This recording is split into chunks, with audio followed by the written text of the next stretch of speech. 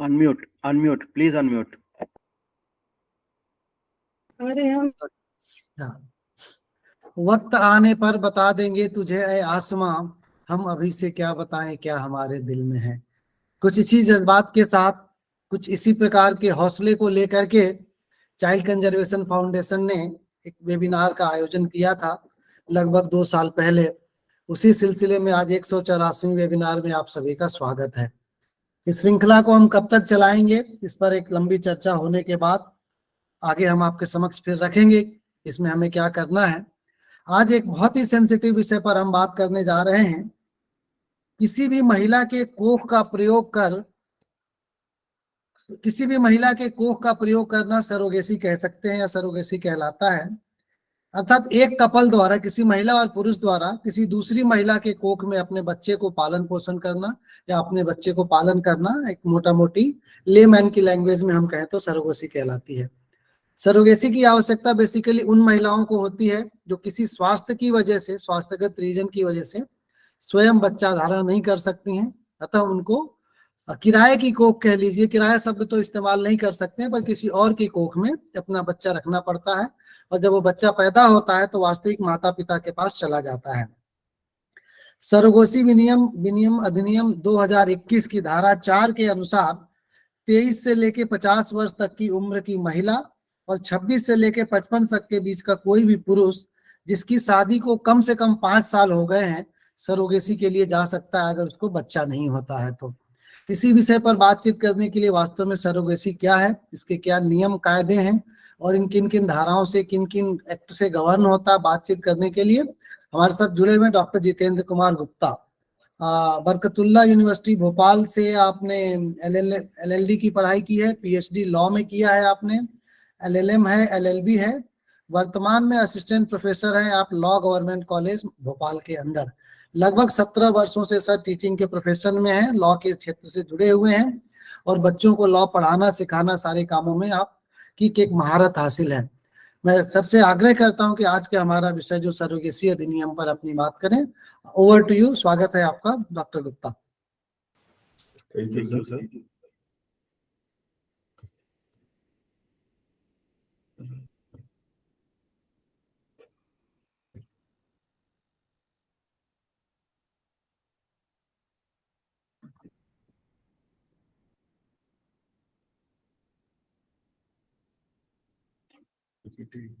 आवाज आ रही है? आवाज आ रही है? आवाज आ रही है अनिल जी? अनिल जी आप कंफर्म कीजिएगा। Perfect perfect.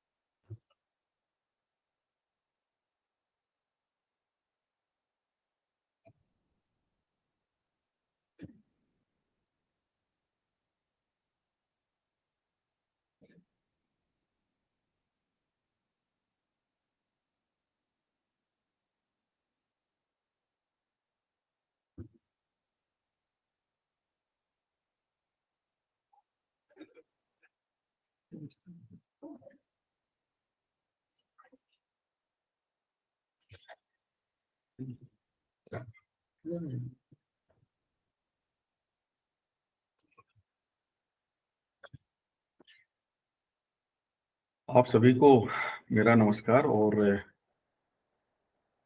Child conservation foundation के सेक्रेटरी कृपा शंकर चौबे सर का बहुत ही धन्यवाद है कि आज इस विषय पर उन्होंने चर्चा की। और कल भी जब आपने हमसे पूछा कि कोई ऐसा विषय इस पर हम रिसेंटली ऐसा कोई विषय हो जो अभी हमारी चर्चा में ना आया हो, या फिर जब हमारी उनसे चर्चा हुई तो हमने उनको कहा कि सरोगेसी रेगुलेशन एक्ट 2021 पर हम चर्चा कर सकते हैं, क्योंकि ये रिसेंटली बहुत ही बढ़िया अधिनियम है और इस अधिनियम को अभी 2022 में ही लागू किया गया है, 25 जनवरी 2022 को लागू कर इसमें बहुत सारे अभी नियम भी बना दिए गए हैं। सरोगेसी रेगुलेशन एक्ट के कुछ रूल्स 2022 में आए हुए हैं। तो सबसे पहले ये हम जानने का प्रयास करेंगे कि सरोगेसी क्या होती है।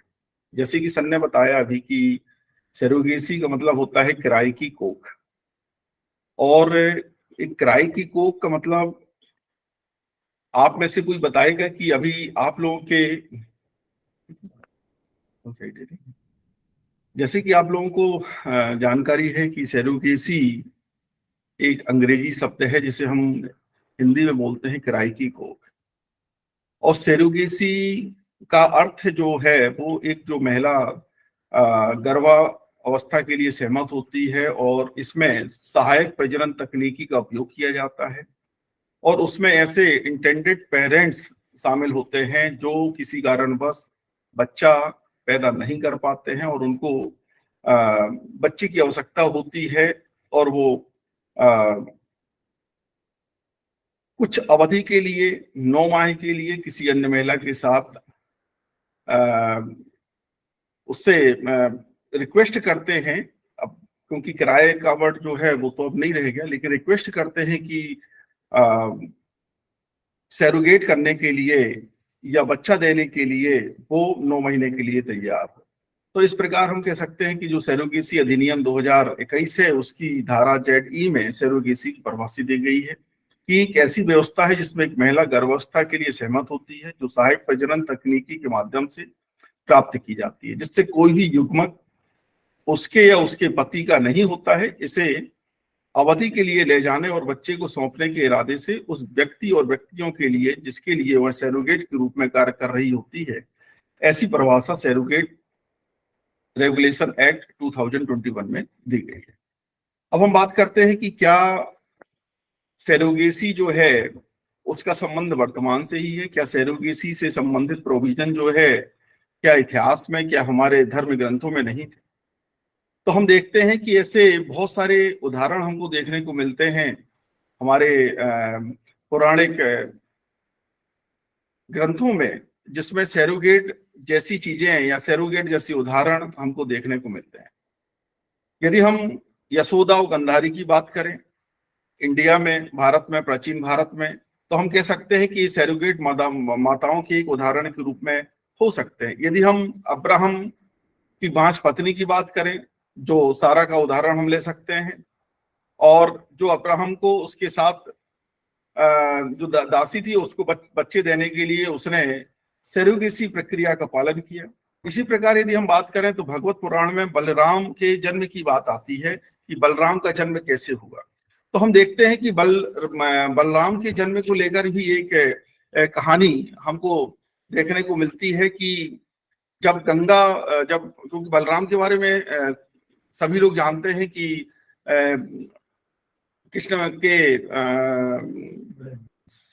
कृष्ण के बड़े भाई हैं और ये 7वें पुत्र थे। तो इन्होंने जब जेल में थे तो ऐसा करके बताया जाता है कि बलराम का भी जो जन्म हुआ है वो भी कहीं ना कहीं सैरोगेट से इसका संबंध है।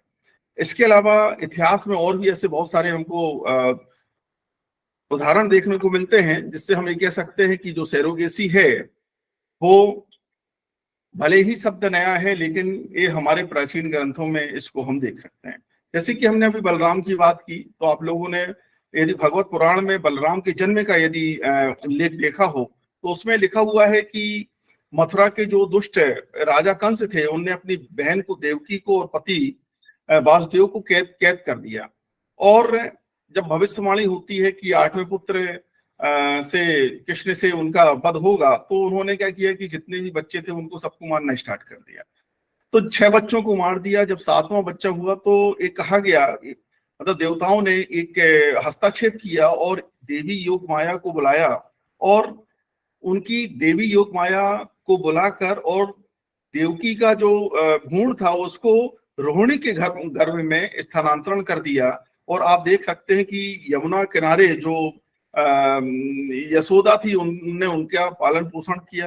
तो कह सकते हैं कि कहीं ना कहीं ये जो सैरोगेसी का प्रावधान हमारे जो वर्तमान का प्रावधान है, हमारे कहीं ना कहीं इतिहास की ओर भी हमारा ध्यान आकर्षित करता है। इसके अलावा यदि हम कार्तिकेय की यदि हम बात करें, कार्तिकेय के जन्म की यदि हम बात करें, तो हम कह सकते हैं कि जो कार्तिकेय को आप लोगों को मालूम होगा कि सुब्रह्मण्य स्वामी के रूप नाम से भी हम जानते हैं, और भगवान कार्तिकेय देवताओं की सेना के सेनापति थे। और परंपरा यदि हम बात करें तो इनका जन्म जो है कुछ इस प्रकार से हुआ था कि कुछ अपने जो भगवान शिव हैं और माँ देवी पार्वती ने गंगा से अनुरोध किया था कि एक बच्चे को उनको जन्म देना है, और एक बीज दिया कि जो उनके गर्भ में प्रत्यारोपित करने के लिए बात थी, तो प्रत्यारोपित कर दिया। अब ऐसी स्थिति में क्या हुआ कि 7-8 महीने बाद जब वो गर्भ में बच्चा बड़ा हुआ तो उनको प्रॉब्लम होने लगी, तो इस चीज को उन्होंने बताया, और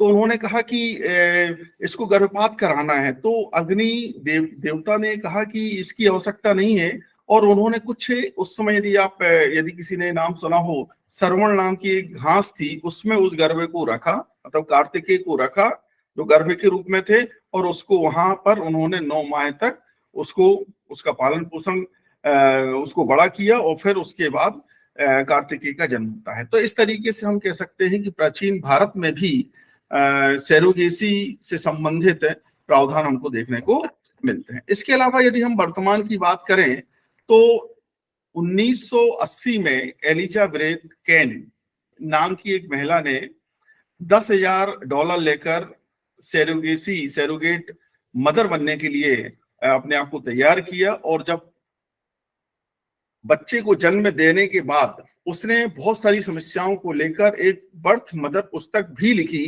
जिसमें उसने जो भी उसके साथ समस्याएं हुई थी सैरोगेसी के दौरान, उस पूरी समस्याओं को लेकर उसने इस पुस्तक पर अपना पूरा उल्लेख किया है कि किस किस प्रकार की जो समस्याएं हैं वो सैरोगेसी के दौरान हमको देखने को मिलती है। यदि हम बात करें तो जैसे कि आप लोगों को भी लगता होगा कि जो सैरोगेसी है यह कहीं ना कहीं मतलब ये कई लोगों की भूल भी है कि जो सैरोगेसी के अंतर्गत जो बच्चा होता है वो कहीं ना कहीं दूसरों का बच्चा होता है। ऐसा नहीं है। सैरोगेसी के अंतर्गत यदि आप लोग देखेंगे तो जो एग और स्पर्म को मिक्स करके, मतलब ये भी किसके होते हैं, इंटेंडेड पेरेंट्स के ही होते हैं, और एक भ्रूण तैयार करते हैं, और भ्रूण जो है वो 56 दिन तक फर्टिलिटी सेंटर में रहता है, आईवीएफ में रहता है, और फिर उसके बाद 56 दिन के पश्चात उसको 57 दिन के बाद जिस महिला को किराए पर लिया जाता है या फिर जो संबंधित महिला है उसके गर्भ पर वो भ्रूण को इम्प्लांट किया जाता है। यदि आप लोगों को ये भी शायद जानकारी होगी कि केवल यूटर्स जो है उसको ही किराए पर लिया जाता है, लेकिन कई लोगों की दिमाग में रहता है कि नहीं, ये जो बच्चा है वो उनका नहीं है। ऐसा नहीं है। लेकिन कभी कभी क्या होता है कि महिला जो है या तो उसको कभी कैंसर होता है, या उसका कभी जो यूटर्स है उसमें कोई समस्या होती है, या उसको शुगर होती है, या यूटर्स जो निकाल दिया जाता है, तब की स्थिति में जो एग हैं वो डोनर से ले लिए जाते हैं, और फिर उसको 56 दिन तक फर्टिलिटी सेंटर में रखकर उसको बड़ा किया जाता है, और फिर 57 दिन के बाद उसको किसी अन्य महिला के जिसको यूटर्स किराए पर लिया है उसके कोख में उसको डाला जाता है। तो यदि हम इस अधिनियम की बात करें जो अभी रिसेंटली नरेंद्र मोदी शासन में पारित हुआ है, तो हम देख सकते हैं कि ये बहुत ही अच्छा अधिनियम है, क्योंकि सैरोगेसी को लेकर हमारे भारत में एक इंडस्ट्री बनी हुई थी। मतलब एक व्यक्ति आप देखेंगे कि जो गरीब महिलाएं थी वो विदेशों से जो लोग आते थे, एजेंट आते थे, उनसे पैसे लेकर और सैरोगेट मदर बनती थी, और कुल मिलाकर एक कमर्शियल भारत दुनिया की सबसे बड़ी सैरोगेसी मार्केट के रूप में थी, और बहुत ज्यादा यहाँ पर इंडिया में व्यवसाय चल रहा था। रीजन ये था कि हमारे यहाँ गरीबी बहुत ज्यादा है, और गरीबी होने के कारण भारत में जो बर्थ है, जो सैरोगेट मदर कई लाख डॉलर लेकर या कई डॉलर लेकर विदेशों में मां बनती थी, इंडिया में वो चीज नहीं थी 10,000, 20,000, 50,000 रुपए लेकर और एक व्यक्ति मां बनने के लिए तैयार हो जाता था। तो एक इंडिया की जो समस्या थी कई दिनों से, मुद्दा भी आप लोगों ने देखा भी होगा कि कई लोगों की जानकारी नहीं है कि सरोगेसी को रेगुलेट करने के लिए अधिनियम भी बना दिया गया है। तो एक रेगुलेशन बनाया, इसको थोड़ा सा एक लॉ फॉर्म में लाने का प्रयास किया कि सरोगेसी से जो हमारे देश में जो व्यवसाय चल रहा था, जो हमारे यहाँ की महिलाओं के साथ एक्सप्लॉयटेशन किया जा रहा था, उसको रेगुलेट करने के लिए भाजपा सरकार ने इस तरीके से पूरा अधिनियम बनाया। और आप देख सकते हैं कि इस अधिनियम के अंतर्गत इस पूरे 54 धाराओं में इसको हम विभाजित कर देख सकते हैं। इसमें टोटल 8 अध्याय हैं और 54 सेक्शंस इस पूरे अधिनियम में दिए गए हैं। और ये 25 दिसंबर 2021 को राष्ट्रपति के सेंड के बाद 25 जनवरी 2022 को यह अधिनियम लागू हुआ। और इसमें आप देख सकते हैं कि भारत में जहां जहां भी सरोगेसी, जो भी क्लिनिक सरोगेसी के लिए बनी हुई थी, जो डॉक्टर्स थे, उनको सबको रेगुलेट किया कि सरोगेसी में कौन शामिल होगा, कौन शामिल नहीं होगा। रीजन ये था कि सरोगेसी के दौरान ये देखा गया कि बहुत सारे ऐसे बच्चे होते थे जो हैंडीकैप्ड होते थे, या मालूम चला कि वो बच्चे लेने से जो इंटेंडेड पेरेंट्स उन्हें मना कर दिया कि हम भाई बच्चे नहीं लेंगे। तो ऐसी स्थिति में वो बच्चे कहीं ना कहीं परेशान हो रहे थे, या फिर जो बच्चा हैंडीकैप्ड हुआ उस बच्चे का क्या होगा। इन सारी चीजों को लेकर इस अधिनियम में बहुत अच्छे प्रावधान किए गए। अब यदि हम बात करें इस अधिनियम की कुछ टर्मिनोलॉजी की जो इस अधिनियम में की गई है, तो इसमें अबेंडेंट चाइल्ड जो है, मेन अबेंडेंट चाइल्ड कि अबेंडेंट चाइल्ड कौन होगा। तो अबेंडेंट चाइल्ड का मतलब है ऐसा चाइल्ड जो कि सरोगेसी प्रक्रिया के माध्यम से जन्मा है। यदि हम बात करें कि इसमें कितने प्रकार के सरोगेसी को अलाउ किया गया है, तो केवल एक ही सरोगेसी इसमें अलाउ की गई है, उसका नाम है परोपकारी सरोगेसी, जिसे इंग्लिश में बोलते हैं एल्ट्रुइस्टिक सरोगेसी। जो एल्ट्रुइस्टिक सरोगेसी है उसको ही इस अधिनियम में अलाउ किया गया है। और एल्ट्रुइस्टिक सरोगेसी ऐसी सरोगेसी होती है जो कि जिसमें कोई भी चार्ज नहीं दिया जाता है, नो रेम्यूनरेशन, और उसका जो एक्सपेंसेस है वो भी नहीं दिया जाएगा। यदि हम बात करें कि एल्ट्रुइस्टिक सरोगेसी को ही क्यों अलाउ किया गया, तो हम कह सकते हैं कि इंडिया में इस अधिनियम के अंतर्गत कमर्शियल सरोगेसी को पूरी तरीके से बैन कर दिया। कमर्शियल सरोगेसी एक ऐसी सरोगेसी होती थी जिसके बारे में हमने अभी आप लोगों को बतलाया है कि विदेशों से लोग आते थे, इंडिया में हॉस्पिटल में आए, उन्होंने एजेंटों को देखा और एजेंट बहुत सारी महिलाओं के संपर्क में रहते थे। तो ऐसे करके वो करोड़ों और अरबों रुपए का बिजनेस हमारे भारत से हो रहा था और इलीगल तरीके से सारी चीजें हो रही थी। उसको रेगुलेट करने के लिए ये बात आई कि ये अधिनियम बनाया जाना चाहिए और कमर्शियल सरोगेसी को इंडिया में बैन किया गया। कमर्शियल सरोगेसी का मतलब है कि चार्ज भी देना पड़ेगा, एक्सपेंसेस भी देने पड़ेंगे, रेम्यूनरेशन भी देना पड़ेगा जिस महिला की कोख को किराए पर लिया जा रहा है। तो यदि हम बात करें कि इस अधिनियम के तहत कमर्शियल सरोगेसी को पूरी तरीके से बैन कर दिया गया है, केवल एल्ट्रुइस्टिक सरोगेसी जो है, परोपकारी सरोगेसी जो है, उसको ही अलाउ किया गया है। इस अधिनियम में जो कपल वर्ड यूज किया गया है, कपल वर्ड का मतलब होता है कि 18 साल की महिला और 21 साल का पुरुष। यदि हम इसमें और भी बात करें तो इन्होंने डॉक्टर्स की एक नई टर्मिनोलॉजी देकर यहाँ पर उसके लिए भी क्वालिफिकेशन फिक्स कर दिया कि जो इस प्रोफेशन में जुड़ेगा, जिसे हमने एम्ब्रोलॉजिस्ट बोलते हैं, उसके लिए भी उसे बनने के लिए कम मिनिमम क्वालिफिकेशन जो है वो उसे पीजी होना जरूरी है या पीएचडी होना जरूरी है। यदि हम बात करें कि इसमें एक टर्म और भी यूज किया गया है, फीटस। जैसे हमने आपको बताया एम्ब्रो जो है वो 56 दिन का होता है और जो फीटस है वो 57 दिन के बाद से स्टार्ट होता है, मतलब 57 डेज के बाद का जो भ्रूण होता है उसको हम फीटस बोलते हैं। यदि हम इंटेंडेड कपल की बात करें तो इंटेंडेड कपल भी एक नई टर्मिनोलॉजी है जिसके बारे में बहुत सारे लोगों को जानकारी नहीं है कि इंटेंडेड कपल मतलब होता है ऐसा कपल जो कि मेडिकली इनफिट है, मतलब मेडिकल बोर्ड ने उसको इनफिट माना है बच्चे पैदा करने के लिए, चाहे वो कोई भी रीजन हो, तो वो पेरेंट्स नहीं बन सकता है, वो पेरेंट्स बनने के लिए सरोगेसी प्रक्रिया में जाना चाहता है, तो वो इंटेंडेड पेरेंट्स वर्ड भी इसमें आप देखने को आपको मिलेगा। इसके अलावा जो सरोगेसी क्लिनिक वर्ड यूज किया गया है, तो सरोगेसी क्लिनिक का मतलब होता है कि ऐसी क्लिनिक, जो क्लिनिक तो इसमें आ ही जाएंगी, साथ में लैब है, आईवीएफ है, या फर्टिलिटी सेंटर जो है, वो सभी सरोगेसी क्लिनिक के अंतर्गत ही शामिल होंगे। अब यहाँ पर हम बात करेंगे कि धारा 3 की यदि हम बात करें इस अधिनियम की, तो धारा 3 में सरोगेसी क्लिनिक को रेगुलेट करने के लिए प्रावधान किए गए हैं। अब क्या रेगुलेशन की बात सेक्शन 3 में की गई है, तो बिना रजिस्ट्रेशन की कोई भी सरोगेसी क्लिनिक अब इंडिया में नहीं होगी। इसके अलावा यदि किसी भी कोई भी डॉक्टर्स इस क्लिनिक में है, जिसे हमने अभी एम्ब्रियोलॉजिस्ट बोला है, या फिर कोई भी और अन्य डॉक्टर है, तो वो सरोगेसी का कमर्शियल यूज नहीं करेगा। केवल एक ही प्रकार की सरोगेसी हो सकती है इंडिया में, जिसका नाम है एल्ट्रुइस्टिक सरोगेसी। कमर्शियल सरोगेसी वो लोग नहीं करेंगे। इसके अलावा जितने भी कर्मचारी क्लिनिक में होंगे वो सभी क्वालिफिकेशन होने चाहिए, और क्वालिफिकेशन वो भी क्वालिफिकेशन जो इस अधिनियम के अंतर्गत नियमों के तहत बनाई गई है। इसके अलावा कोई भी व्यक्ति, कोई भी डॉक्टर क्लिनिक का ना ही पब्लिकेशन करेगा, ना ही इसको प्रमोशन करने के लिए कोई कार्य करेगा, ना ही विज्ञापन देगा।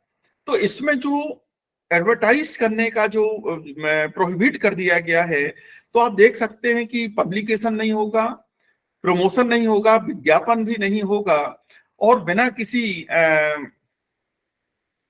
इसके अलावा जो लैब बने हुए हैं उनका ही रजिस्ट्रेशन किया जाएगा, और जो भी सरोगेट मदर होगी उसकी लिखित कंसेंट लेना जरूरी है। यदि हम और भी आगे इस अधिनियम में चर्चा करें, तो हम कह सकते हैं कि जो धारा 4 है, तो धारा 4 के अंतर्गत हम कह सकते हैं, सेक्शन 4 के अंतर्गत कि इन्होंने एक जो रेगुलेशन ऑफ सरोगेसी प्रोसीजर की बात की गई है, इसमें किस तरीके से सरोगेसी की प्रक्रिया को रेगुलेट किया जाएगा। तो हम इसके प्रावधान को देखकर ये कह सकते हैं कि वर्तमान में जो अधिनियम बनाया गया है वो इतना बढ़िया अधिनियम है कि केवल और केवल भारत का जो नागरिक है वही सरोगेसी में शामिल हो सकता है, विदेशी व्यक्ति शामिल नहीं होगा। क्यों? रीजन ये था कि हमारे भारत को एक बहुत बड़े उद्योग के रूप में देखा जा रहा था, सरोगेसी के एक बहुत बड़े उद्योग के रूप में देखा जा रहा था, और भारत में कई करोड़ों का बिजनेस इलीगल तरीके से चल रहा था। इसके अलावा यदि कोई भी व्यक्ति तब तक सरोगेसी नहीं हो सकती है जब तक कि वह व्यक्ति भारत का नागरिक नहीं है। दूसरी बात यह है कि एल्ट्रुइस्टिक सरोगेसी ही की जाएगी, इसके अलावा कोई भी दूसरी सरोगेसी अलाउ नहीं है, मतलब कमर्शियल सरोगेसी नहीं होगी। इसके अलावा सरोगेसी बच्चे बेचने के लिए नहीं होगी, वेश्यावृत्ति करने के लिए नहीं होगी, और बच्चे का अन्य शोषण करने के लिए भी सरोगेसी नहीं होगी। और उसी व्यक्ति की वही सरोगेट मदर हो सकता है जो मेडिकल रूप से फिट है। यदि कोई भी अनफिट व्यक्ति है तो उसको भी सरोगेट मदर नहीं बनाया जा सकता है। अब इसमें और भी बहुत सारे प्रावधान जोड़े गए हैं। अब इस प्रकार के साथ कि यदि कोई भी व्यक्ति सरोगेट प्रक्रिया में शामिल होना चाहता है तो उसे सर्टिफिकेट, जो इंटेंडेड पेरेंट्स हैं उसको एक सर्टिफिकेट लाना पड़ेगा, बोर्ड से सर्टिफिकेट लाना पड़ेगा कि मतलब मेडिकल बोर्ड से उसे सर्टिफिकेट लाना पड़ेगा कि वह सरोगेसी प्रक्रिया में शामिल होना चाहता है। अब बिना सर्टिफिकेट के कोई भी क्लिनिक उस व्यक्ति को सरोगेसी में शामिल नहीं कर सकता, मतलब उसके लिए सरोगेसी नहीं करेगा। इसके अलावा सरोगेट मदर के पास भी सर्टिफिकेट होना जरूरी है। मतलब अब इंटेंडेड पेरेंट्स जो हैं, कपल जो हैं, उनके पास इंटेंडेड कपल जो हैं या इंटेंडेड मदर जो है उनके पास भी सर्टिफिकेट होना चाहिए। सरोगेट मदर जो है उनके पास भी सर्टिफिकेट होना चाहिए। जो 25 से 35 वर्ष की जो महिला है वही केवल सैरोगेट मदर हो सकती है। 25 से 35 ये बिल्कुल निश्चित है। यदि आप कहीं इस प्रकार की यदि चीजें देख रहे हैं तो एज भी आप लोग यदि बिल्कुल दिमाग में अपने अपन को उतार लेना चाहिए कि यदि कहीं पर इस तरीके की लीगल प्रक्रिया हो रही है तो हम सबसे पहले उस महिला की एज पूछें कि आप सैरोगेट मदर बन रही है तो आपकी एज कितनी है। तो 25 से 35 वर्ष की उम्र में ही कोई भी महिला जो विवाहित महिला है वह केवल सैरोगेट हो सकती है, सैरोगेट मदर बन सकती है, इसके अलावा नहीं। इसके अलावा जो एग हैं, जो अंडे हैं, वह केवल इंटेंडेड पेरेंट्स के ही हो सकते हैं, सैरोगेट मदर के नहीं होंगे। इसके अलावा सैरोगेट मदर और कौन हो सकता है? वह व्यक्ति सैरोगेट मदर हो सकती है केवल पूरे जीवन काल में एक बार से ज्यादा सैरोगेसी नहीं की जा सकती। मतलब सैरोगेट मदर बनना है तो केवल जीवन काल में केवल एक ही बार वह सैरोगेट मदर बन सकती है। इसके अलावा यदि उसका एक बच्चा भी होना चाहिए उसके पहले, और तो अब दो कंडीशन हो गई, एक तो एक बच्चा हो और फिर उसके पश्चात वो सैरोगेट मदर हो सकती है और जीवन काल में केवल एक ही बार वह सैरोगेट मदर बन सकती है। इसके अलावा उसका मेडिकल और साइकोलॉजिकल फिटनेस सर्टिफिकेट भी उसके पास होना चाहिए। यदि मेडिकल और साइकोलॉजिकल फिटनेस उसके पास नहीं है तो भी वह सैरोगेट मदर नहीं बन सकती है।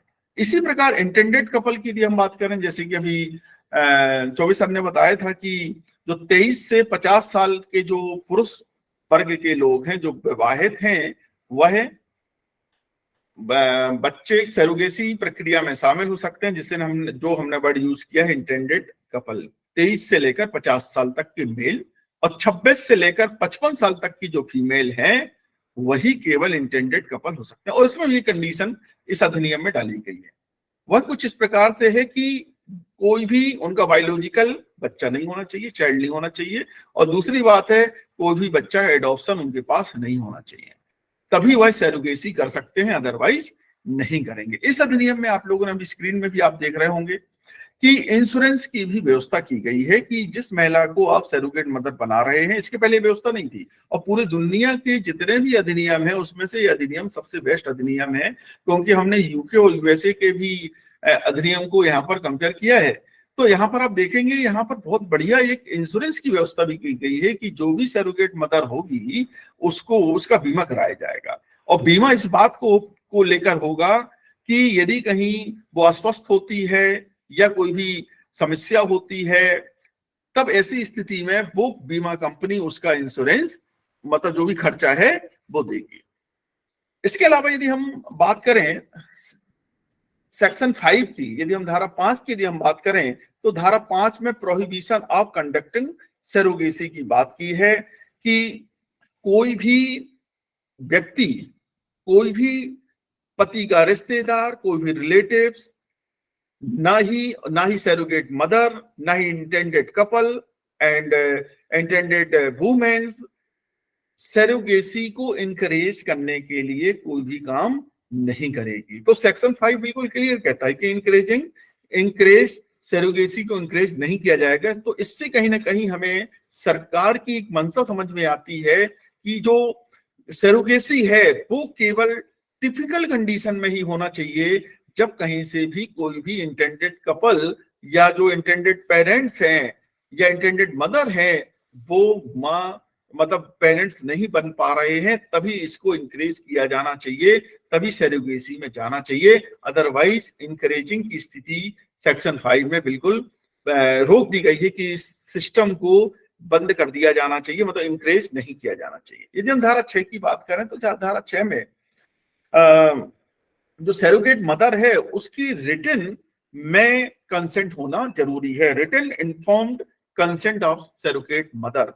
अब क्या लिखित में कंसेंट होनी चाहिए? तो जो फॉर्मेट है यदि आप देखेंगे जो रूल्स अभी 2022 में बनाए गए हैं तो उसमें उसका फॉर्म जो बी है वो कहता है कि महिला को बता देना चाहिए, मतलब जब फॉर्म आप साइन करने के लिए फॉर्म भी जाओगे तो उसमें ये लिखा है कि महिला को ये बता दिया जाएगा कि सैरोगेसी के दौरान उसको क्या साइड इफेक्ट हो सकते हैं और सैरोगेसी के बाद उसको क्या साइड इफेक्ट हो सकते हैं, उसको मालूम होना चाहिए। पूरी एक लिस्ट दी गई, उस फॉर्म में बताया गया है कि ये साइड इफेक्ट हो सकते हैं। इसके अलावा रिटन इंफॉर्मेशन, जिस भाषा को वो जानने वाली महिला है उसको उस भाषा में जानकारी होनी चाहिए कि वह सैरोगेसी करने वाली है और वह पूरी तरीके से सहमत है। इसके अलावा उस महिला को एक पावर दिया गया है, मतलब आप देखिए इस अधिनियम में कि वह महिला सैरोगेसी के चंद सेकंड पहले तक भी अपने आप को सैरोगेसी से विड्रॉ कर सकती है। आप उससे फोर्सफुली सैरोगेसी नहीं करा सकते हैं। और उस सैरोगेसी के पूर्व, मतलब सैरोगेट मदर बनने से पूर्व वह चाहे तो मना कर दे, उसका कुछ भी नहीं होगा, ऐसा सेक्शन 6 कहता है। इसके अलावा सेक्शन 7 यदि हम बात करें तो सेक्शन 7 में prohibition to abandoned child born through surrogacy, यदि कोई भी बच्चा सैरोगेसी के माध्यम से होता है, सपोज करिए वह बच्चा विकलांग पैदा हो गया, ऐसा बच्चा हो गया कि जिसमें कोई भी शरीर का कोई भी अंग की कोई समस्या हो गई, बोल नहीं पा रहा है, सुन नहीं पा रहा है, तो आप उस बच्चे को छोड़ोगे नहीं, आप उस बच्चे को अपने पास रखोगे। आप ऐसा नहीं हो सकता कि आपने यदि किसी भी सैरोगेट मदर से बच्चा पैदा करने के लिए करार किया है या आपने उससे बोला है, वो बच्चा हो गया, तो आप कह दें कि नहीं, अब इस बच्चे को हमें आवश्यकता नहीं, आप अपने पास रखिए। आपको ऐसा बोलने का कोई भी अधिकार नहीं होगा। इसके अलावा यदि हम बात करें सेक्शन 8 जो है, सेक्शन 8 जो है सबको जानना जरूरी है कि जो हो सकता है कि जो चाइल्ड कंजर्वेशन फाउंडेशन को भी जानना जरूरी है कि जो सैरोगेट से पैदा होने वाले बच्चे हैं उनकी क्या अधिकार है। तो सेक्शन 8 जो है वो एक कहता है कि सैरोगेसी के अंतर्गत जो भी बच्चा पैदा होता है वह बच्चे को वही अधिकार प्राप्त होंगे जो कि एक नेचुरल चाइल्ड को प्राप्त होते हैं। इसका मतलब यह है कि सारी प्रॉपर्टी में वह वैसे ही सारे अधिकार वह रखेगा या वही उसके अधिकार होंगे जो कि नेचुरल चाइल्ड के होते हैं। तो सेक्शन 8 में आप देखिए, पहले 2021 के पूर्व भी सैरोगेसी हमारे भारत में कमर्शियल सैरोगेसी चली आ रही थी, उसमें बच्चों को कोई अधिकार नहीं थे। लेकिन आज वर्तमान में हम देखते हैं कि प्राकृतिक बालक के जो अधिकार दिए गए हैं सैरोगेट चाइल्ड को, एक बहुत बड़ा अच्छा कदम हमें इस अधिनियम में देखने को मिलता है। इसके अलावा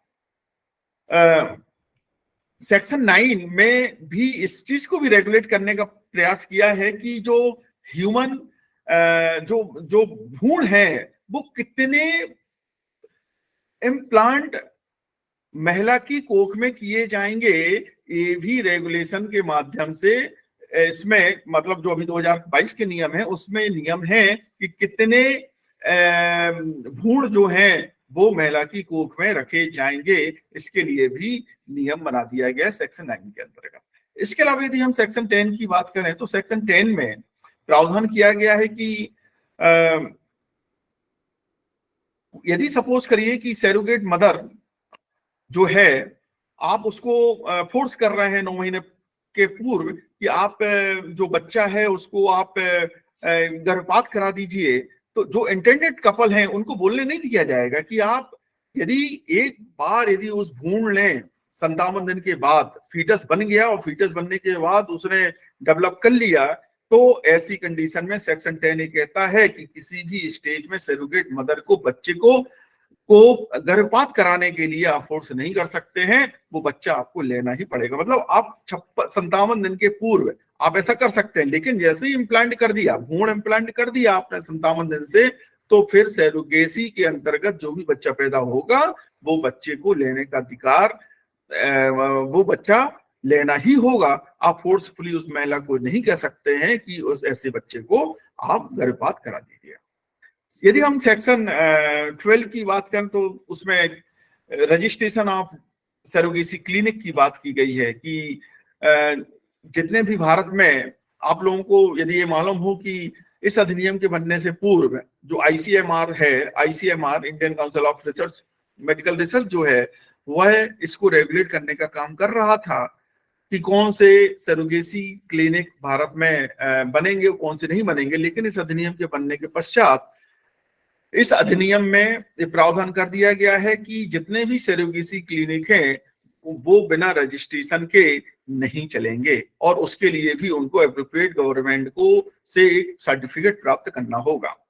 और जितने भी आईसीएमआर के माध्यम से क्लिनिक चल रहे थे इस अधिनियम के बनने के पश्चात, मतलब 25 जनवरी 2022 के बाद उनको 3 माह का समय दिया गया था कि वो सर्टिफिकेट प्राप्त कर लें। और यदि कोई भी व्यक्ति चाहे तो यदि कोई क्लिनिक यदि सरोगेसी क्लिनिक बनाना चाहता है तो वह आवेदन एप्रोप्रिएट अथॉरिटी के पास करेगा और एप्रोप्रिएट अथॉरिटी जो है वह पूरे नॉर्म्स जो इस अधिनियम के अंतर्गत बनाए गए हैं उन नॉर्म्स का पालन देखेगा कि उस क्लिनिक में हो रहे हैं या नहीं हो रहे हैं, फिर उसके बाद उसका सर्टिफिकेट इशू करेंगे। और जो सर्टिफिकेट है जब भी आप किसी भी लीगल जब कभी आप सरोगेसी क्लिनिक में आप जाकर आप देखोगे तो वहां के सबसे पहले सूचना पटल में वह सर्टिफिकेट आपको देखने को मिल जाएगा।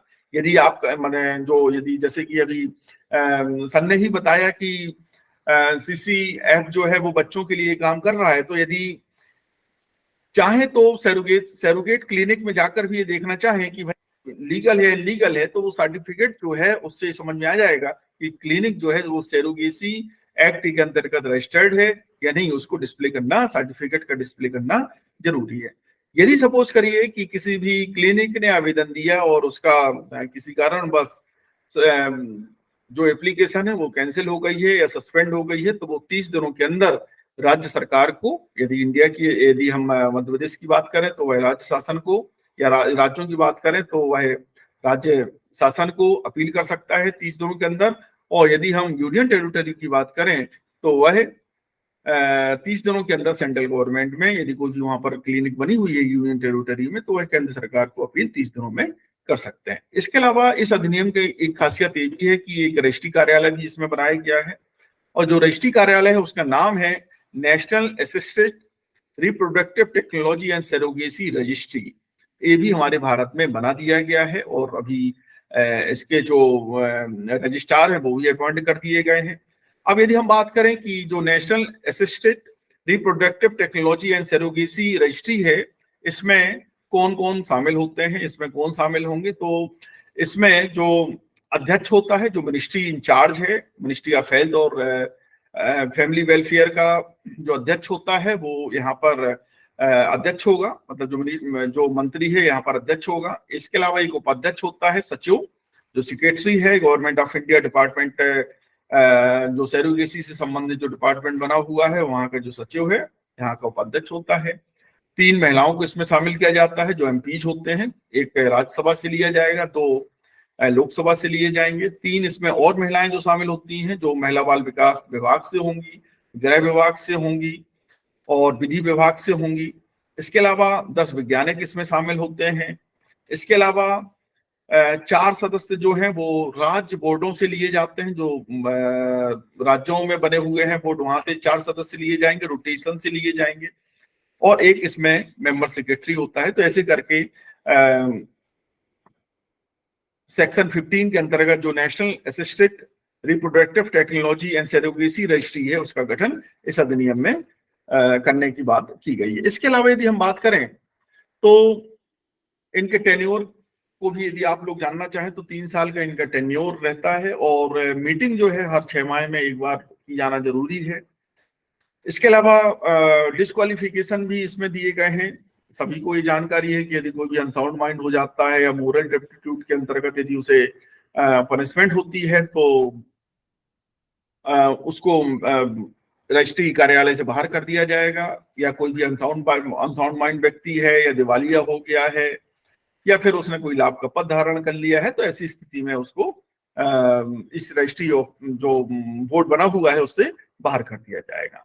इसके अलावा यदि हम इनके फंक्शन देखें कि इसका क्या फंक्शन है तो ये एडवाइस करते हैं सेंट्रल गवर्नमेंट को कि किस तरीके से और अच्छे तरीके से सरोगेसी हो सकती है। जो सरोगेसी से संबंधित लॉज बने हैं उसको रिव्यू करने के लिए भी ये लोग समय समय बोलते रहते हैं। इसके अलावा जो कोड ऑफ कंडक्ट हैं, डॉक्टर्स के कोड ऑफ कंडक्ट हैं या जो क्लिनिक के कोड ऑफ कंडक्ट है के ले डाउन करने का भी काम करते हैं। इसके अलावा कुछ मिनिमम स्टैंडर्ड्स के लिए भी ये बात करते हैं कि इंफ्रास्ट्रक्चर कैसा होना चाहिए, लैब कैसी होना चाहिए क्लिनिक की, इसके बारे में भी ये मिनिमम स्टैंडर्ड्स सेट करते हैं। इसके अलावा जो स्टेट में बने हुए बोर्ड हैं उनको सुपरवाइज भी ये लोग करते हैं।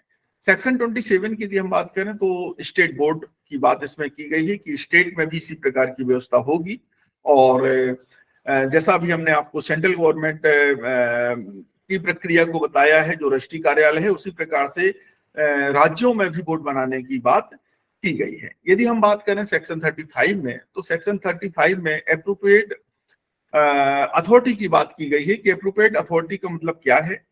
तो सेक्शन 35 ये कहता है कि इस अधिनियम के बनने के 90 दिनों के अंदर सेंट्रल गवर्नमेंट को एप्रोप्रिएट अथॉरिटी अपॉइंट करनी थी। इसी प्रकार राज्यों को भी 90 दिनों के अंदर एप्रोप्रिएट अथॉरिटीज डिसाइड करनी थी कि कौन व्यक्ति एप्रोप्रिएट गवर्नमेंट होगा। तो उसके लिए भी उन्होंने एक पूरा एक फार्मूला इस अधिनियम में बताया है कि ज्वाइंट सेक्रेटरी जो है फैमिली वेलफेयर का, secretary of health and family welfare का ये अध्यक्ष होगा। Joint director of health and family welfare इसका उपाध्यक्ष होगा। एमिनेंट वुमेन मतलब अब ये पॉलिटिकल हो गया कि एमिनेंट वुमेन भी इसमें हो सकती है। अब राजनीतिक ये पद हो सकता है, मतलब एमिनेंट वुमेन कौन है एक डिसाइड करने का काम राज्य सरकारों का है, सेंट्रल गवर्नमेंट का है, तो वो अपने ज्यादातर पार्टीज को यहाँ पर शामिल कर सकते हैं। इसी प्रकार एमिनेंट मेडिकल प्रैक्टिशनर भी इसमें एक होगा। तो ऐसे करके एप्रोप्रिएट अथॉरिटी से संबंधित प्रावधान भी इसमें कर दिया गया है। इसके अलावा यदि हम एप्रोप्रिएट अथॉरिटीज के फंक्शन की यदि हम बात करें तो हम कह सकते हैं कि इनका काम जो है वो यदि कोई भी सरोगेसी से संबंधित कंप्लेंट है उसको सुनना भी है, इन्वेस्टिगेशन करना भी है। जो क्लिनिक बने हुए हैं उनके स्टैंडर्ड कैसे होंगे, वो क्या इस अधिनियम के अंतर्गत बनाए गए नॉर्म्स का पालन कर रहा है या नहीं कर रहा है। जो क्लिनिक है उनको सर्टिफिकेट देने का, जैसे हमने पहले भी आपको बताया कि क्लिनिक का जो सर्टिफिकेशन है वो, जो क्लिनिक का सर्टिफिकेट है वो एप्रोप्रिएट अथॉरिटी के द्वारा दिया जाता है। सर्टिफिकेट को कब सस्पेंड करना है, कब कैंसिल करना है, सब एप्रोप्रिएट अथॉरिटी के द्वारा किया जाता है।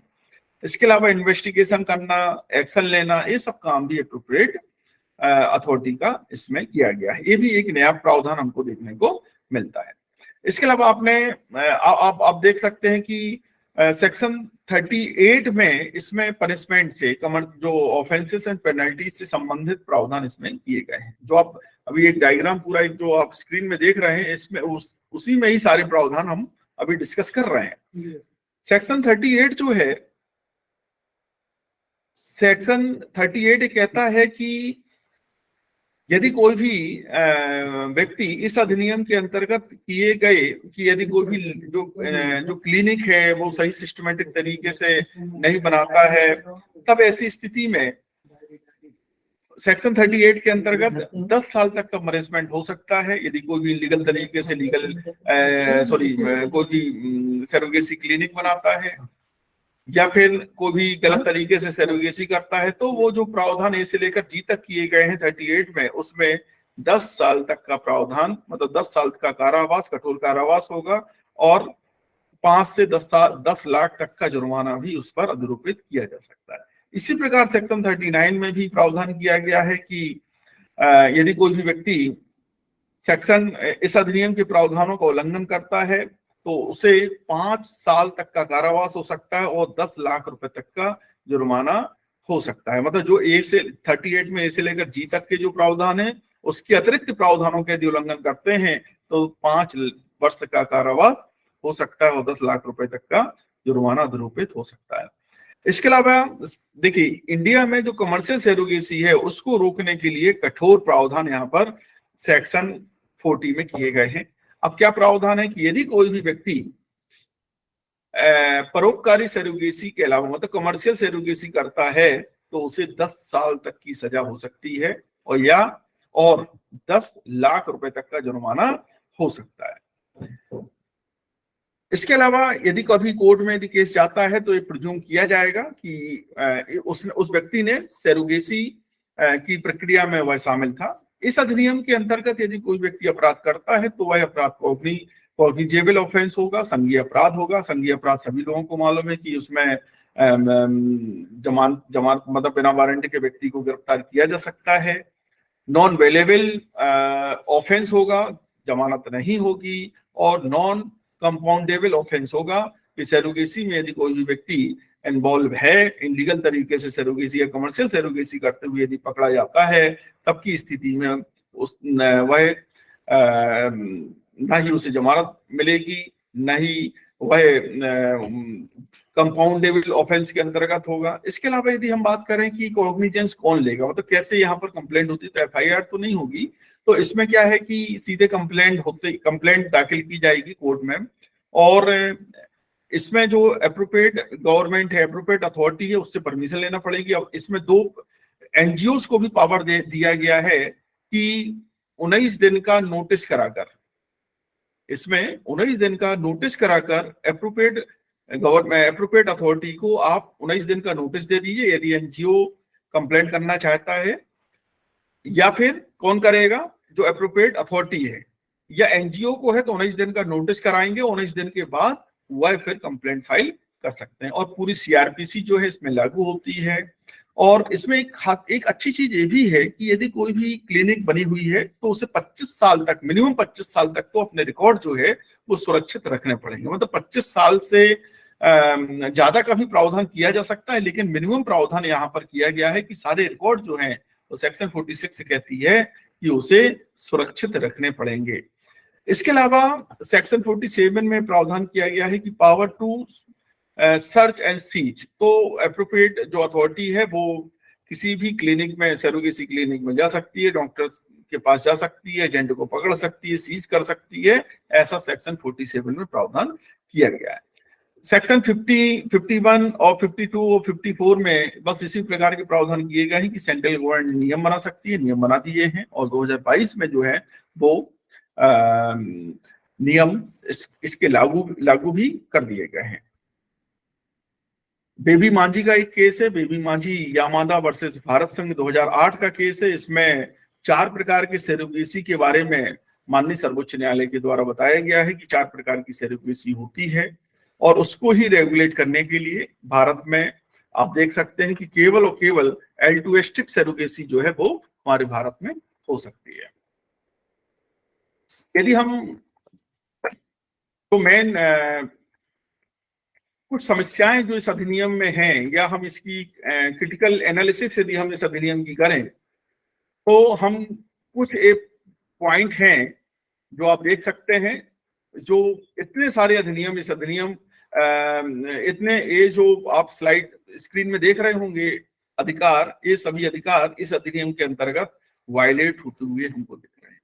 एक तो सबसे पहला जो है राइट टू प्राइवेसी, तो राइट टू प्राइवेसी का उल्लंघन हम कुछ इस प्रकार से देखते हैं इस अधिनियम में कि इसमें प्रावधान किया गया है, अभी जो 2022 के नियम बने हुए हैं, कि यदि कोई भी व्यक्ति भ्रूण डोनर के रूप में जाता है, एम्ब्रियो डोनर के रूप में जाता है, तो या एग डोनर के रूप में जाता है, स्पर्म डोनर के रूप में जाता है, तो उसका जो आधार कार्ड है वो पूछा जाता है कि आप बताइए कि आपका आधार कार्ड क्या है। तो उससे क्या हो रहा है कि उसकी प्राइवेसी जो है, राइट टू प्राइवेसी, उसका उल्लंघन हम इस अधिनियम में देख सकते हैं कि जो व्यक्ति है उसकी आइडेंटिटी पूछकर कहीं ना कहीं भविष्य में उसके साथ समस्या हो सकती है। तो हम कह सकते हैं कि राइट टू प्राइवेसी का यहाँ पर उल्लंघन होते हुए दिख रहा है।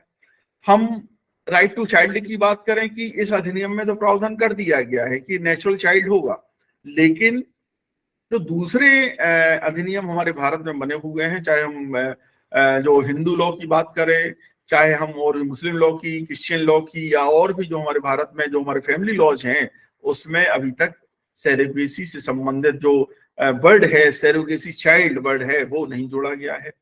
इसके अलावा रिप्रोडक्टिव राइट आप देख सकते हैं कि इसमें सुचिता श्रीवास्तव का जो केस है, चंडीगढ़ एडमिनिस्ट्रेशन 2009 का केस है, जिसमें माननीय सर्वोच्च न्यायालय ने कहा है कि एक महिला को रिप्रोडक्टिव राइट है, वो चाहे जितनी भी बार मतलब वह चाहे तो बच्चा पैदा कर सकती है, रिप्रोडक्टिव राइट उसको दिया गया है। लेकिन आप यहाँ पर आप देखिए इस अधिनियम में उन्होंने कह दिया है कि केवल एक ही बार सैरोगेसी पूरे लाइफ टाइम में की जाएगी। इसके अलावा राइट टू डिग्निटी जो है इस अधिनियम में, राइट टू डिग्निटी किसकी, कि डिग्निटी को लेकर कि व्यक्ति को, चाहे वो इंटेंडेड पेरेंट्स हो या फिर जो इंटेंडेड मदर हो या फिर जो सैरोगेट मदर है, उसकी डिग्निटी कहीं ना कहीं ठेस पहुंचाई जा रही है कि उसको इंडिविजुअली कोई भी काम करने नहीं दिया जाए। इसके अलावा जो राइट टू LGBTQ है, यदि कोई भी व्यक्ति सिंगल व्यक्ति है उसको भी इस अधिनियम के अंतर्गत बच्चा गोद लेने का अधिकार नहीं है। इसके अलावा आप लोगों ने अभी बहुत सारा पेपरों में भी आप लोग पढ़ते रहते होंगे कि करण जौहर ने सैरोगेट चाइल्ड ले लिया, शिल्पा शेट्टी ने भी सैरोगेसी के अंतर्गत बच्चा ले लिया।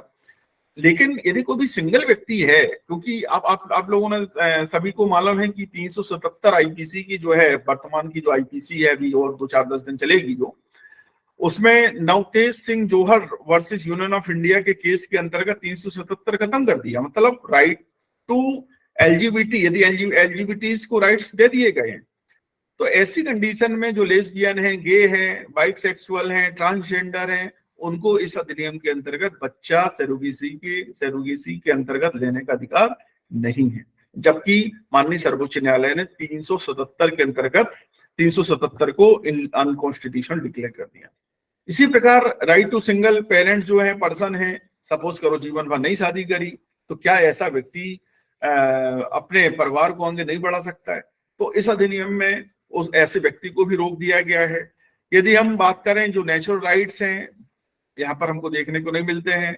मोरल इशूज भी बहुत सारे हैं। मोरल इशूज के अंतर्गत जैसे कि यदि ये तो सब अधिनियम में प्रावधान किए गए हैं, लॉ में प्रावधान किए गए हैं, लेकिन एक्चुअल कंडीशन जो है अभी भी सैरोगेसी चल रही है और अरबों खरबों का जो व्यवसाय है हमारे भारत में चल रहा है सैरोगेसी को लेकर। और आप सभी लोग कहीं ना कहीं पेपर में ही पढ़ते रहते हैं, जो बड़े लोग हैं जो फोटोज डाल देते हैं फेसबुक में और कहीं पर, उनके बारे में तो जानकारी हो जाती है कि ऐसे लोग जो हैं उन्होंने सैरोगेसी के अंतर्गत बच्चा पैदा कर लिया। लेकिन ऐसे बहुत सारे जो विदेशी लोग आते हैं जो गुपचुप तरीके से भारत में आकर बच्चे को गोद किराए की कोख लेकर पैसा देकर बच्चे को ले जा रहे हैं, उनके बारे में अभी भी जानकारी नहीं है। हमारे यहाँ सिस्टम अभी बहुत हद तक इसको बनाए जाने की आवश्यकता समझ में आ रही है। इसके अलावा यदि आप देखेंगे पार्लियामेंट्री स्टैंडिंग कमेटी ने 102 रिपोर्ट में लिखा हुआ है कि कमर्शियल सैरोगेसी को अलाउ करने की बात की है कि भारत में कमर्शियल सैरोगेसी होनी चाहिए, मतलब हो सकती है, लेकिन इसको भी दरकिनार इस अधिनियम में कर दिया है। क्योंकि राइट टू, मतलब यदि कोई जैसे रिप्रोडक्टिव राइट है, जो सुचिता श्रीवास्तव के केस में माननीय सर्वोच्च न्यायालय ने 2009 में कहा कि रिप्रोडक्टिव राइट है हर महिला को, जिसे हम कमर्शियल सैरोगेसी के अंतर्गत देख रहे थे कि एक व्यक्ति जो है वो 2 बार 4 बार 10 बार सैरोगेट हो सकती थी, उसको रेगुलेट करने के लिए अधिनियम बना। लेकिन जो हमारे पार्लियामेंट है उसकी स्टैंडिंग कमेटी ने कहा है कि कमर्शियल सैरोगेसी की जाना चाहिए। और आप देख सकते हैं कि सैरोगेसी के अंतर्गत बहुत सारे राइट्स जो हैं जो UDHR के अंतर्गत दिए गए हैं या जो international covenant on civil political rights में दिए गए हैं और भी जो ह्यूमन राइट्स डॉक्यूमेंट्स में दिए गए हैं, तो आप देख सकते हैं कि वहां पर सैरोगेसी से संबंधित जो ह्यूमन राइट्स हैं, जो सैरोगेसी के दौरान जो ह्यूमन राइट्स का वायलेशन है वो आप देख सकते हैं। आज की चर्चा क्यों की गई है, ये सभी लोग जानते हैं कि भारत में सैरोगेसी बहुत ही एक ज्वलंत मुद्दा है। कहीं ना कहीं जो सैरोगेट प्रक्रिया में जो महिलाएं जुड़ी हुई हैं उनके साथ बहुत ज्यादा अनैतिक व्यवहार किया जाता है। जो पैसे यदि हम कमर्शियल सैरोगेसी की बात करें, अब तो नहीं है, तो कमर्शियल सैरोगेसी के अंतर्गत क्या होता था कि महिला को बोला जाता था कि आपको हम 5 लाख रुपए देंगे, 10 लाख रुपए देंगे। मालूम चला कि जब बच्चा हो गया तो उसके बाद उसको 1000 रुपए और 10,000 रुपए 20,000 रुपए देकर उसको भगा देते थे। तो जो एक्सप्लॉयटेशन जिस तरीके से हो रहा था, उसी सब चीजों को ध्यान में रखते हुए आज की चर्चा की गई कि हमारे भारत में भी सैरोगेसी रेगुलेशन एक्ट 2021 बन चुका है और उससे संबंधित बहुत सारे प्रावधान, बहुत सारे नियम भी हमारे भारत में बन चुके हैं। Thank you very much.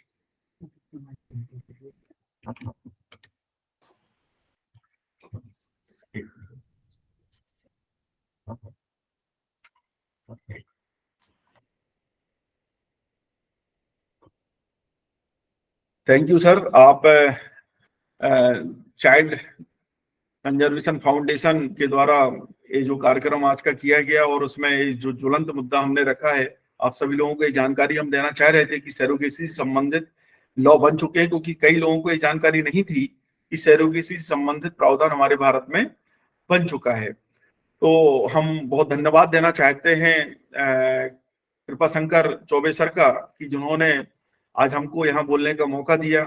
बहुत सारी चीजें क्योंकि 1 घंटे में सारी चीजें नहीं हो सकती हैं, फिर भी हमने जितनी जल्दी या जो स्पीड में हम बताने का प्रयास हम कर सकते थे वो सारी चीजें हमने बताने का प्रयास किया। आप सभी लोगों का बहुत बहुत धन्यवाद। आप लोगों के यदि कोई भी क्वेश्चन है तो आप लोग पूछ सकते हैं। Thank you. बहुत बहुत धन्यवाद जितेंद्र सर। और मुझे लगता है इतने कम शब्दों में इतने अच्छे एक्ट को बता पाना आपके अलावा और किसी के लिए संभव नहीं था। तो अब इस सत्र को ओपन करते हैं प्रश्न उत्तर के लिए। खुरानिया साहब ने हैंड रेज किया है, अपना प्रश्न उत्तर है। अनिल जी थोड़ा 5 मिनट संभालिएगा, मैं 5 मिनट में आता हूँ। अनिल जी। जी जी। खुरानिया साहब अपना प्रश्न।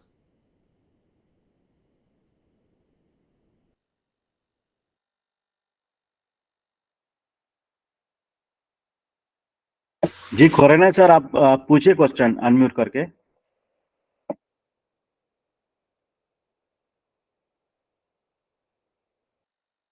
ठीक है, 1 मिनट में मैं ओपन करता हूँ।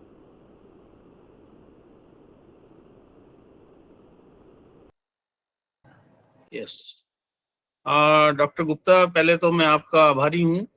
बहुत सारी जानकारी आपने दी है, बड़ा टेक्निकल सब्जेक्ट है और इतनी जानकारी एक वेबिनार के द्वारा देना, ये आपका अपना व्यक्तित्व है, आपकी बुद्धिमत्ता का परिचय आपने इसमें पूरा दिया है। और मैं आभारी हूँ डॉक्टर कृपा शंकर जी का भी कि आप जैसी फैकल्टी को इस प्रोग्राम में लेकर आए हैं। मेरी क्वेरी ये है कि जो बच्चा सरोगेसी से पैदा होगा, क्या उसके चाइल्ड राइट्स में वो कुछ राइट्स सरोगेट मदर के ऊपर भी अपने क्लेम कर सकता है या नहीं? सर बहुत ही अच्छा क्वेश्चन आपने। सर 1 मिनट सर, वो दूसरा लैपटॉप चालू है उसको।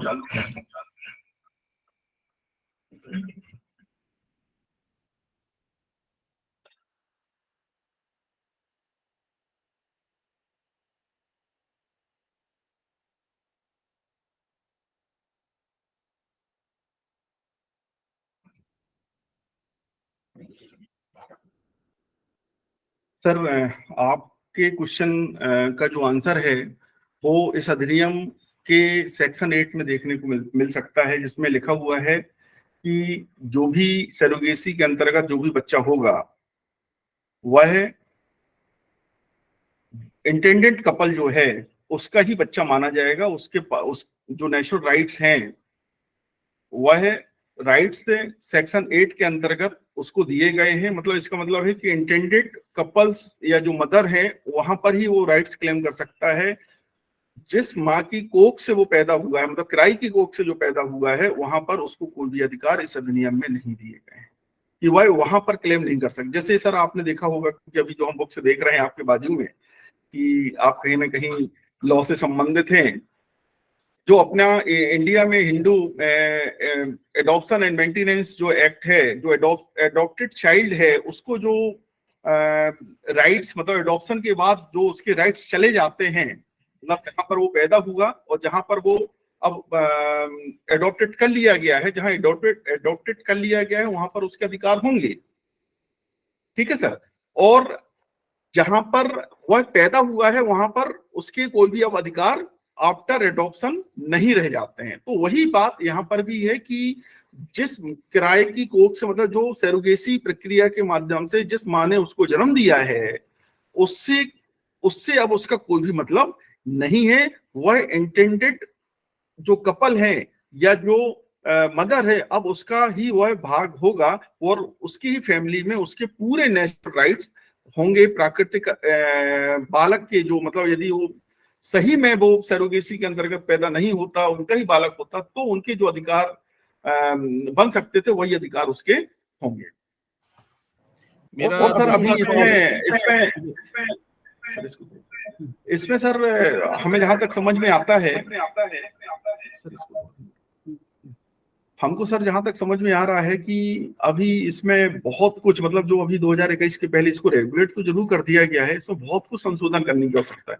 मतलब हमारे भारत में हम बोलते हैं कि जिस कोख से हम पैदा हुए हैं, मतलब जिस माँ से पैदा हुए हैं, उसके लिए हमारे कितने सारे, मतलब उससे कहीं ना कहीं इमोशनल, भावनात्मक हमारे कनेक्शन हो जाते हैं, वो सारी चीजें सरोगेसी के अंतर्गत खत्म हो जाती हैं।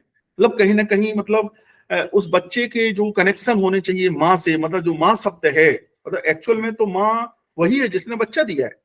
तो ऐसी स्थिति में कहीं ना कहीं ये सरोगेसी एक्ट जरूर बना दिया गया है, लेकिन हमको नहीं लगता कि अपने इंडिया में सरोगेसी जैसे चीजों को अलाउ करना चाहिए।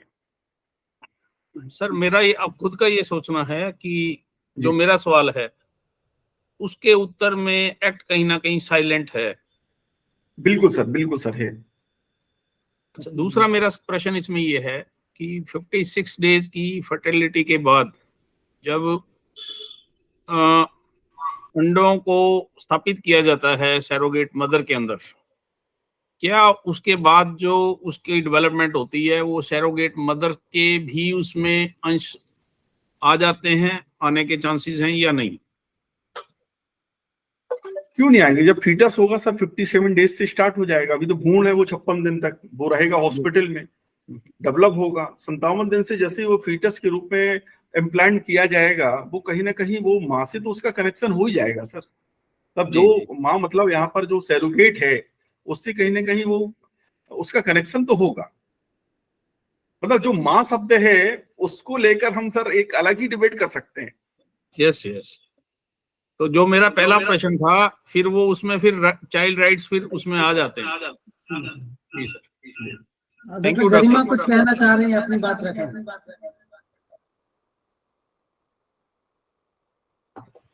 डॉक्टर गरिमा आप कुछ कहना चाह रही हैं, अपनी बात रखें। हाँ सॉरी, पहले तो सबसे पहले मैं ये बताना चाहूंगी, मैं ये बोलना चाहूंगी कि सर ने बहुत ही अच्छा टॉपिक चूज किया है और बहुत ही अच्छे तरीके से उसको प्रेजेंट किया है। क्योंकि मैं पीडियाट्रिक्स से हूँ और बच्चों के साथ में रहती हूँ, तो ऐसे केसेस हम लोगों ने बहुत देखे हैं। अनफॉर्चुनेटली मैं मुंबई से थी, तो कमर्शियल सरोगेसी का आप ये समझ ही सकते हैं कि वो काइंड ऑफ लाइक हब था वहाँ पे, और बहुत कुछ होता था वहाँ पे। तो मतलब एक स्टेपिंग स्टोन है। ऑब्वियसली देखिए यूके यूएस वगैरह है, जगह है जहाँ पे बहुत सालों से हो रही है, उसके बाद में भी हर थोड़े दिन में वहां पे कुछ ना कुछ अमेंडमेंट्स होते ही रहते हैं। तो हमारे इंडिया में इसको एक्नॉलेज किया और इसके ऊपर बनाया। देखिए आप ये बोलें कि नहीं है, हम नहीं कुछ करेंगे, तो that is like closing your eyes and not acknowledging the problem. ठीक है, लेकिन आपने एक्नॉलेज किया कि हाँ ये चीजें होती हैं, तो लेट्स मेक इट मोर, मतलब उसको लीगल में लेकर के आए, ताकि बहुत सारी चीजें होती हैं, बहुत सारे प्रॉब्लम्स होते हैं इसमें। तो ये चीज जो आपने इतने डिटेल में लिया, वो तो बहुत ही अच्छा प्रेजेंटेशन था, और इवन मेरे लिए भी बहुत सारी चीजें मुझे नई पता चली हैं, जिसके लिए मैं थैंक यू बोलना चाहूंगी। अरविंद सर ने जो अभी बात बोली है कि आप जो बात कर रहे थे कि माँ का अंश आता है कि नहीं आता है, तो अगर हम बहुत ही प्योरली मेडिकल टर्म्स में बात करेंगे, तो कैसा होता है कि सर जो स्पर्म और एग से जो बन गया वो बन गया वाला बात हो गया।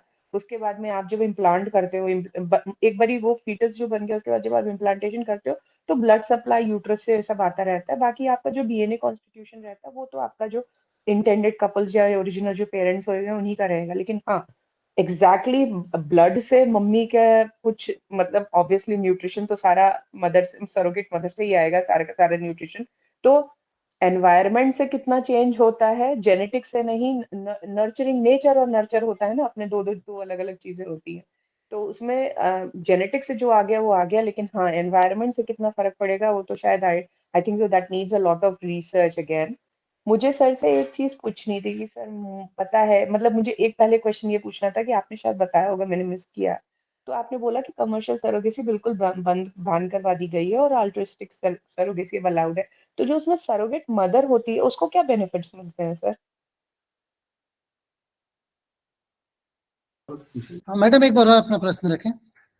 मैं ये पूछना चाह रही थी कि जो पहले तो ये होता था कि सरोगेसी लोग करते ही इस पर्पज से थे क्योंकि उनको पैसे मिलते थे और गरीब घर के लोग इस वजह से ही करते थे, लेकिन जो अब जैसे आप बता रहे हो कि कमर्शियल सरोगेसी बंद करवा दी गई है और सिर्फ अभी ये अल्ट्रिस्टिक सरोगेसी रह गई है, तो इस अल्ट्रिस्टिक सरोगेसी में जो सरोगेट मदर है उसको कितना बेनिफिट्स क्या क्या मिलते हैं सर? मुझे पता आपने बताया होगा, मैंने मिस किया कहीं। इसमें जो बेनिफिट किया गया है वो तो एक इंश्योरेंस का प्रावधान किया गया है।